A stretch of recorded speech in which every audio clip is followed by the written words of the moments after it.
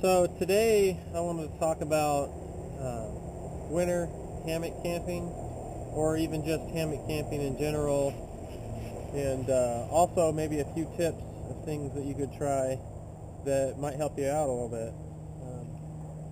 First off, when setting up a hammock, at least for me, I like to clear the area out of debris like sticks or rocks, things like that, just in case, for say your hammock fell, you didn't land on a stick or a rock, because that would be pretty uncomfortable, honestly.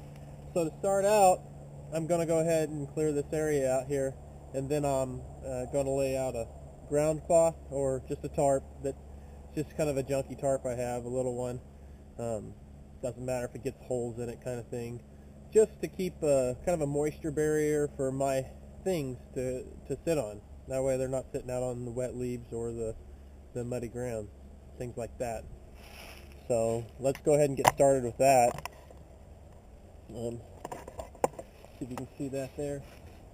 But anyway, just little sticks, anything that's kind of sticking up, go ahead and just toss them off at one spot. That way you can save them sticks for your fire.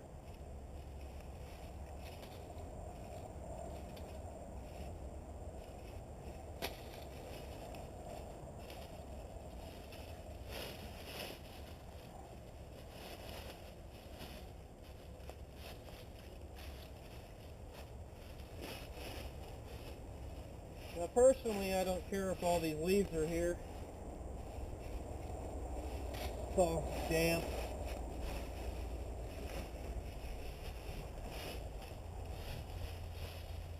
Be kind of a cushion if it fell.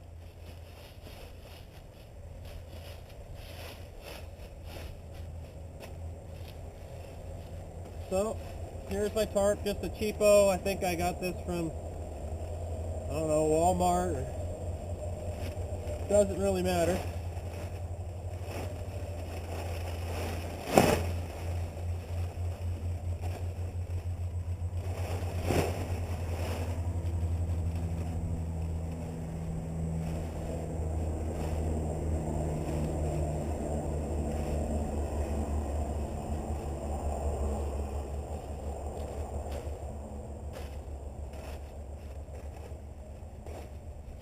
Now I can just set my things on top of this tarp.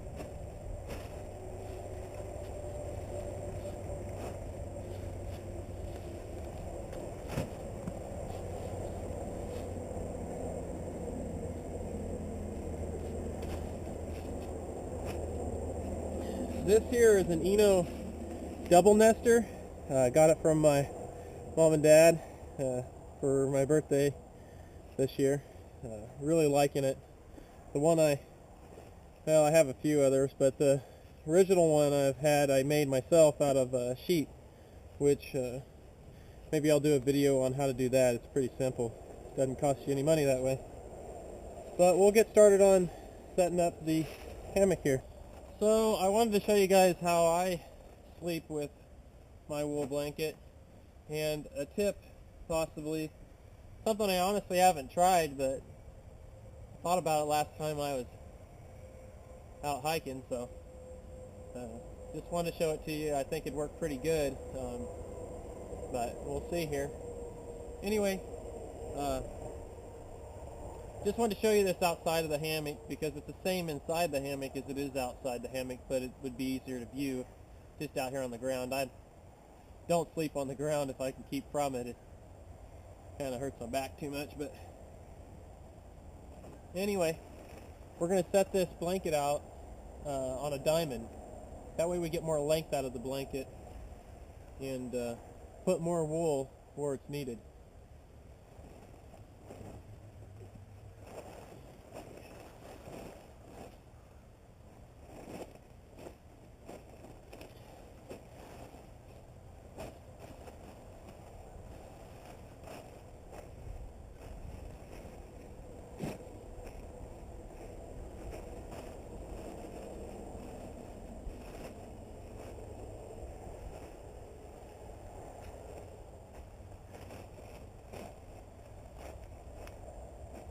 So the first thing we're going to do is go ahead and lay the length of the blanket here, kind of centering yourself.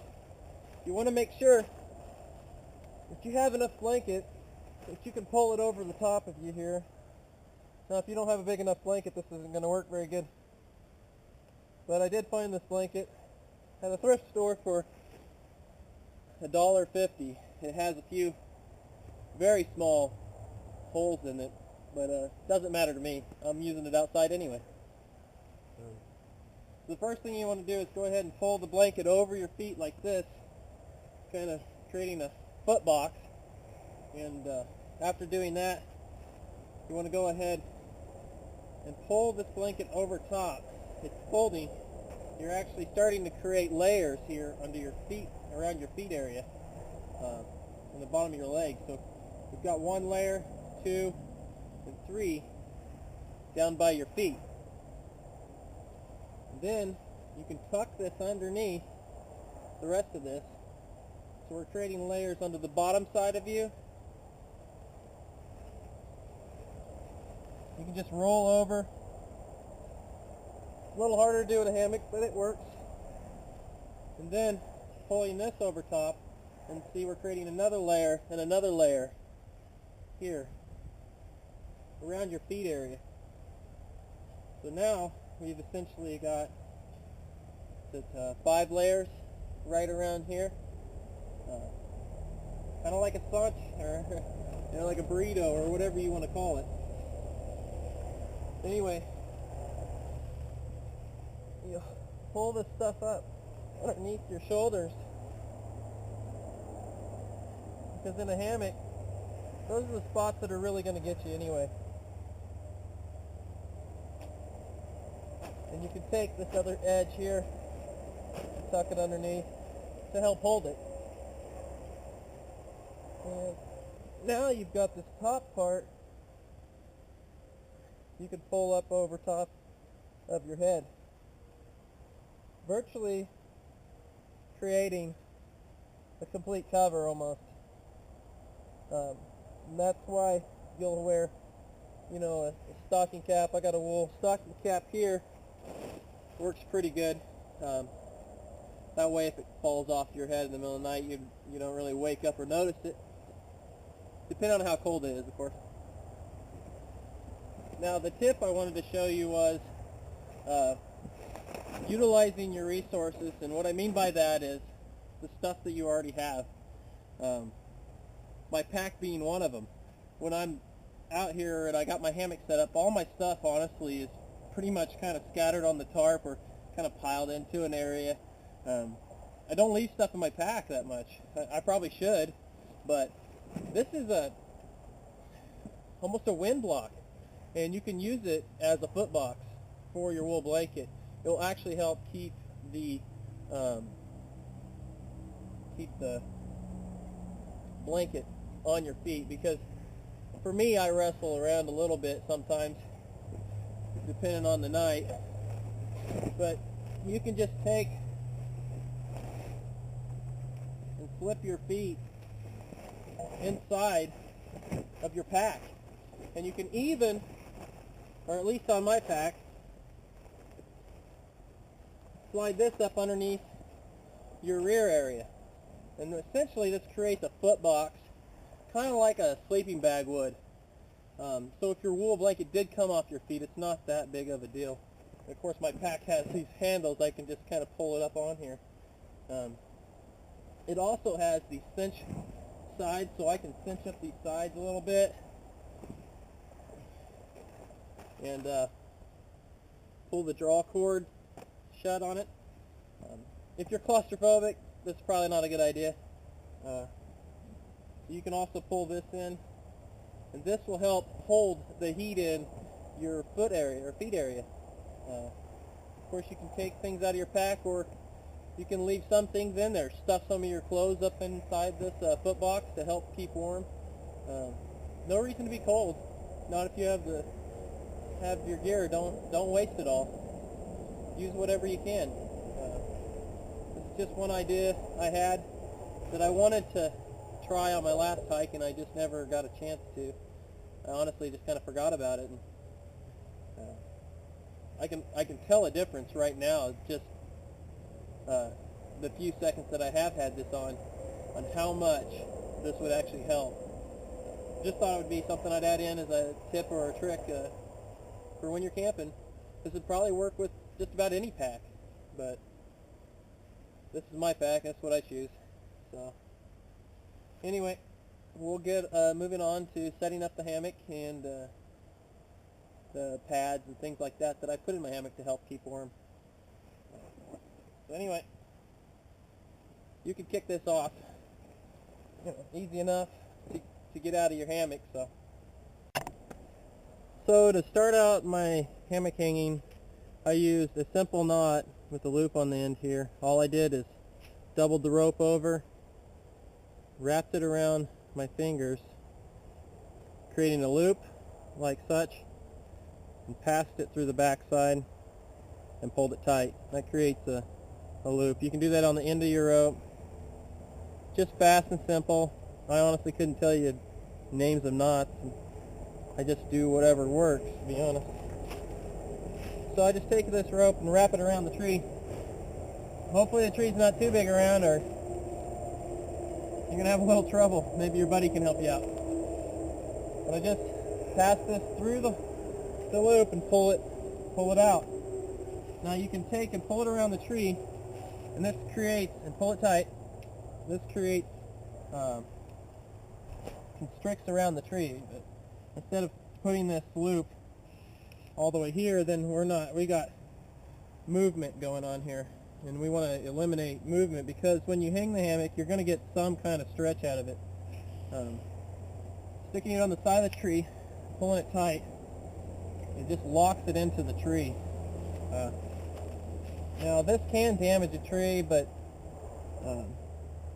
this is a cottonwood, pretty tough tree. Really not too worried about it here. It's not on a refuge or something like that, so I do care about the trees, but I don't believe I'm hurting this one. So I can take this now and just kind of lay it down and go to the other side and do the same thing until I get started. Initially, when you set the hammock up, you kind of have to just guess and then pull it tight until you get what tension you're looking for. And I'll show you that. So I'm going to go ahead and open up my Eno. I've already started opening it up. First you pull out the ball of stuff, leaving the other half inside the ball, or the sack. And I just take this carabiner that's on it, hold it in one hand, take the other end of my rope, just as kind of a spot to hold this side for now. Like I showed you earlier, I bent the rope over and passed it through, and go ahead and hook it on. Then we can move to the other side.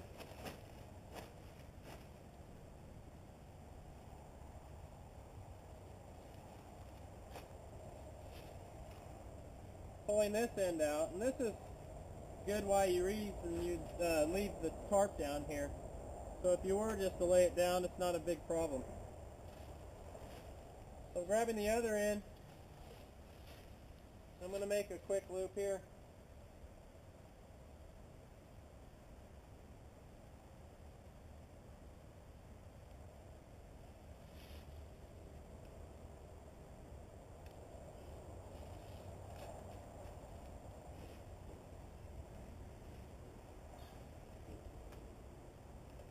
So I've got this hammock, and you can see now the hammock is way too low to the ground.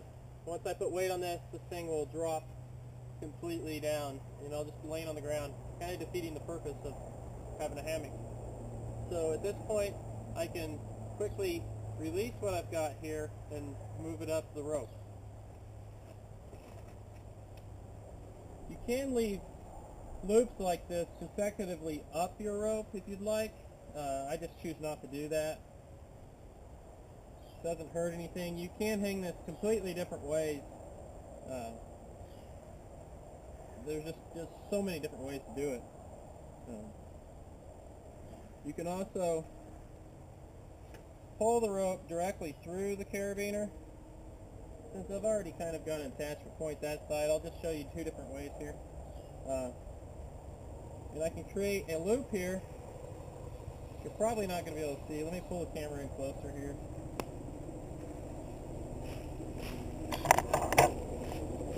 Sorry guys, I'm kind of getting new at this filming here.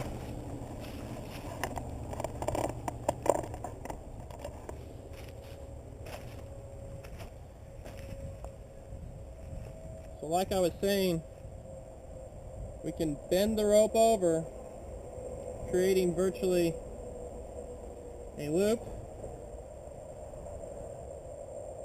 So all I've done is bent the rope over, and then at this point, if you just take your fingers and reach inside the loop and pull a hank through,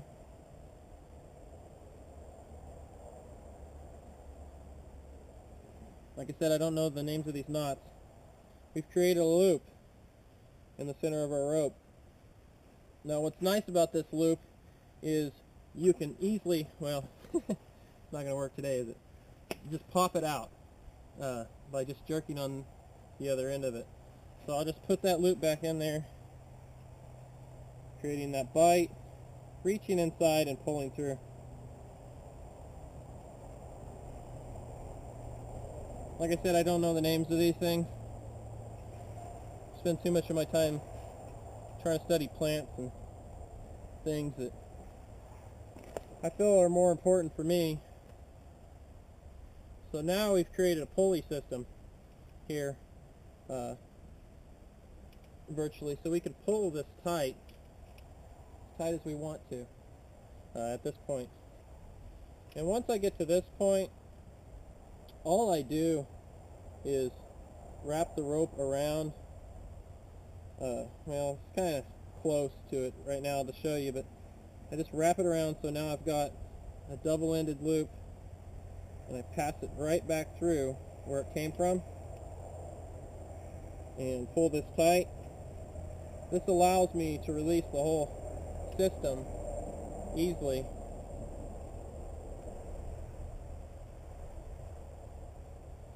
So I'll do it again here so we can go ahead and get it tied off to show you how the rest of it's sitting. And you may have to do this a few times because once you put weight on it, the rope will stretch pretty good. After I've done that, I create a bite. I'll go ahead and back that bite up because I don't like falling, especially in the middle of the night. Again, with another knot that will quickly and easily be pulled out. So I'm going to go to the other end and do something similar to this, because if I were to put weight on the other end's knot, it wouldn't be impossible to get out, but it would be pretty difficult. So I'm going to go down there and do that, and then we'll come right back.